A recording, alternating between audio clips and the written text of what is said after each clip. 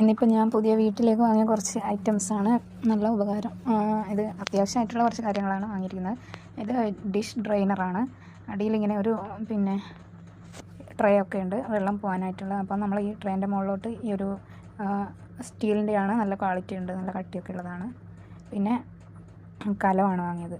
ആ ഡിഷ് ഡ്രെയിനറിന് 970 രൂപയാണ്. നല്ല ക്വാളിറ്റി ഉണ്ട് സാധനം. പിന്നെ ഇതാണ് കലം തവിയും കൂടി 500 ചില്ലറയാണ്. സ്റ്റീലായതുകൊണ്ട്. പിന്നെ പാല് തിളപ്പിക്കാൻ പുതിയ കലം വേണമല്ലോ, അങ്ങനെ വാങ്ങിച്ചു. പിന്നെ ഇത് നമുക്ക് വെജിറ്റബിൾസ്, ഉള്ളിയൊക്കെ ഇട്ട് വെക്കാൻ പറ്റുന്നൊരു അത്യാവശ്യം വലിപ്പമുണ്ട്. നമുക്ക് പാത്രങ്ങളും വേണമെങ്കിൽ വെക്കാം. അങ്ങനെയുള്ളൊരു പ്ലാസ്റ്റിക്കിൻ്റെ.